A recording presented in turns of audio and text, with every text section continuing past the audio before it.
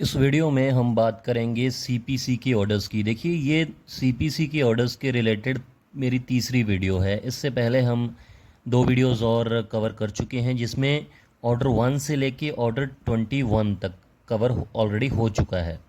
तो अभी इसमें जो नेक्स्ट ऑर्डर्स हैं उनके लिए बात करेंगे और बिल्कुल सिंपल तरीके से आपको विद एग्जांपल दे के समझाऊंगा, ताकि आसानी से, जैसे हमें कोई स्टोरी एक स्टोरी का एग्जांपल दे के आपको समझाऊंगा, आसानी से समझ में आ जाएगा।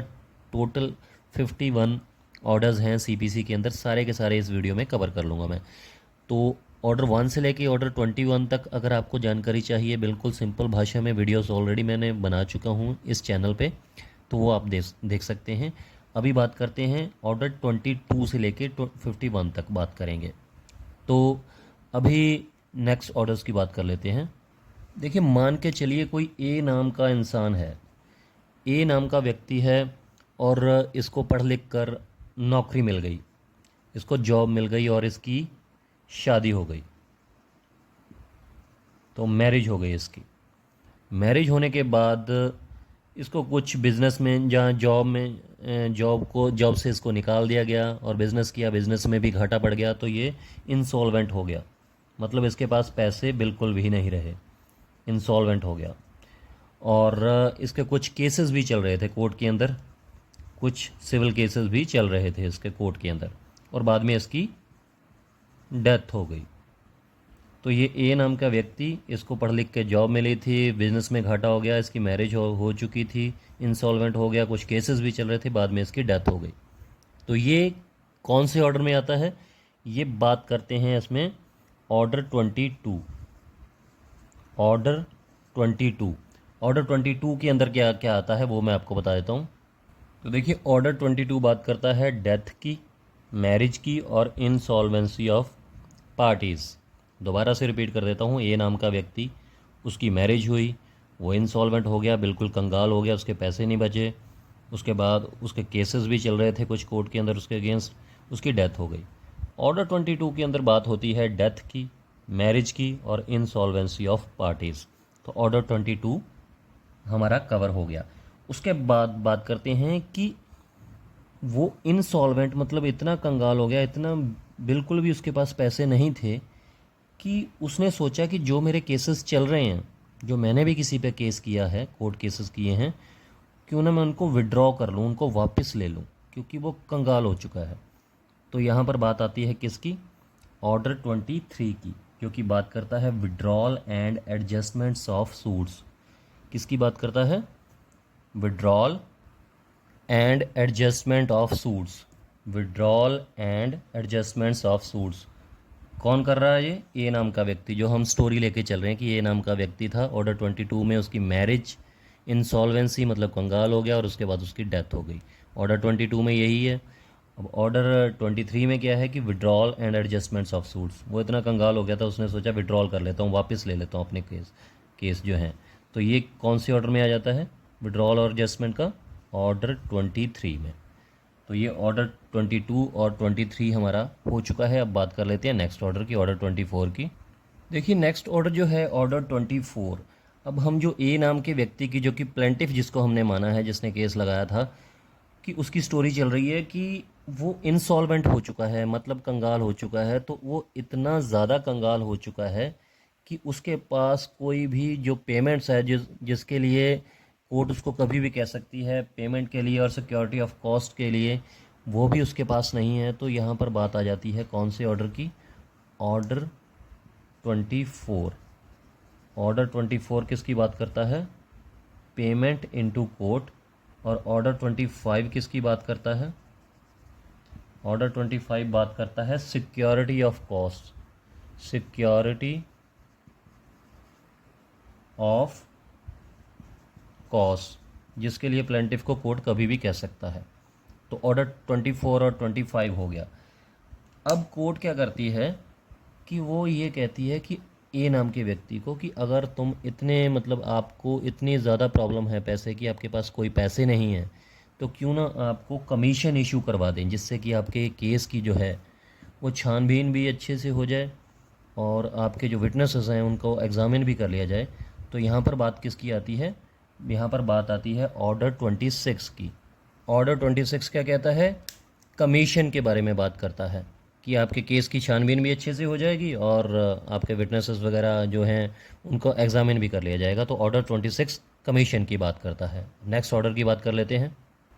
अब जो ए नाम का जो व्यक्ति है जिसकी हम स्टोरी लेके चल रहे हैं, अब इसकी जैसे हमने बात की थी कि इसकी डेथ हो गई, और डेथ के बाद इसकी फैमिली को जो गवर्नमेंट ऑफिस में, जिस गवर्नमेंट ऑफिस में इसकी जॉब थी, उस गवर्नमेंट ऑफिस ने इसको पेंशन देने से मना कर दिया। मतलब इसकी डेथ के बाद इसकी फैमिली को, इसकी वाइफ को पेंशन देने से मना कर दिया। तो इसकी वाइफ ने क्या किया कि इसके जो गवर्नमेंट, क्योंकि इसकी जॉब थी, प्राइवेट जॉब नहीं थी, इसकी गवर्नमेंट जॉब थी, सरकारी जॉब थी, तो उसने क्या किया कि उसकी वाइफ ने सरकार के ख़िलाफ़ ही जो है वो केस कर दिया, गवर्नमेंट के ख़िलाफ़। तो गवर्नमेंट शब्द से, गवर्नमेंट वर्ड से हमें याद रहेगा ऑर्डर कौन सा है, ये ऑर्डर है 27। तो ऑर्डर 27 के अकॉर्डिंग सूट्स बाय और अगेंस्ट गवर्नमेंट और पब्लिक ऑफिसर्स।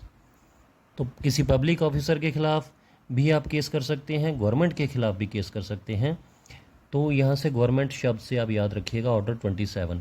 तो हमने ये स्टोरी इसकी इसलिए बनाई है मैंने, ताकि आपको आसानी से समझ में आ सके कि उसकी पेंशन देने से मना कर दिया, तो उसकी फैमिली ने क्या किया, उसकी वाइफ ने क्या किया कि गवर्नमेंट के ख़िलाफ़ ही केस कर दिया।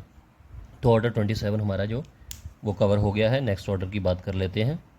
तो जैसा कि हमने देखा कि सूट जो है, जो सिविल सूट है, वो केवल जो है किसी एक पर्सन के ख़िलाफ़ नहीं, किसी इंडिविजुअल के ख़िलाफ़ नहीं, गवर्नमेंट के ख़िलाफ़ भी हो सकता है, जो कि आपने ऑर्डर में जाना है, ऑर्डर 27 में जाना है आपने।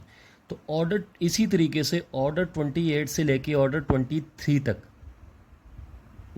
ऑर्डर 28 से लेके ऑर्डर 33 तक, 28 से लेके 33 तक यही बात की गई है। सारे जो ऑर्डर्स हैं उनमें क्या बात की गई है कि जो जैसे ऑर्डर 27 में बताया गया है कि आप गवर्नमेंट के ख़िलाफ़ जो है सूट फाइल कर सकते हैं, उसके अगेंस्ट कर सकते हैं, या फिर बाय द गवर्नमेंट कोई सूट फाइल हो सकता है। उसी तरीके से ऑर्डर 28 से लेके ऑर्डर 33 तक क्या बात की गई है। ऑर्डर 28 में क्या बात की है, सूट्स बाय और अगेंस्ट मिलिट्री या फिर जो नेवी है उसके ख़िलाफ़ भी आप कर सकते हैं, उसकी बात की गई है। उसके बाद ऑर्डर 29 क्या कहता है कि कॉरपोरेशन के ख़िलाफ़ भी सिविल सूट लगाया जा सकता है, फाइल हो सकता है। या जो ऑर्डर 30 क्या बात करता है, किसी फर्म्स के ख़िलाफ़, जो छोटी फर्म्स हैं उनके ख़िलाफ़ भी केस किया जा सकता है, सिविल केस किया जा सकता है, सिविल सूट फाइल कर सकते हैं, आप कोर्ट में जा सकते हैं उनके ख़िलाफ़।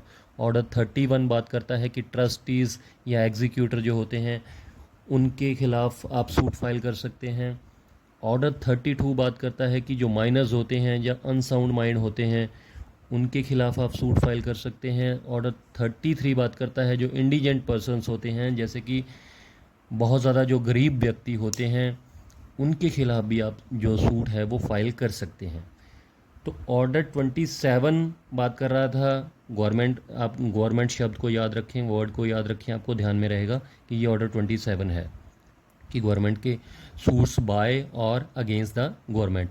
तो उसके बाद 28 से उसी तरीके से सूट्स बाय और अगेंस्ट मिलिट्री या नेवी। उसके बाद 29 सूट्स बाय और अगेंस्ट कॉरपोरेशन, 30 सूट्स बाय और अगेंस्ट फर्म्स, 31 सूट्स बाय और अगेंस्ट ट्रस्टी और एग्जीक्यूटर्स, 32 सूट्स बाय और अगेंस्ट माइनर्स और अनसाउंड माइंड्स, और 33 सूट्स बाय और अगेंस्ट इंडिजेंट पर्सन्स। तो ये सब मिलते जुलते हैं, इसीलिए मैंने एक साथ ही आपको कवर करवा दिए हैं। तो बिल्कुल सिंपल लैंग्वेज में रख रहा हूँ ताकि आपको आसानी से समझ में आ सके और कोई दिक्कत ना आए आपको। अब बात कर लेते हैं ऑर्डर 34 की। ऑर्डर 34 क्या कहता है, देखिए जिस प्लेंटिफ की हमने स्टोरी एक लेके चले थे वीडियो के शुरू में कि उसकी डेथ भी हो गई थी, वो इंसॉल्वेंट हो गया था, कंगाल हो गया था, उसके पास पैसा नहीं बचा था कोई।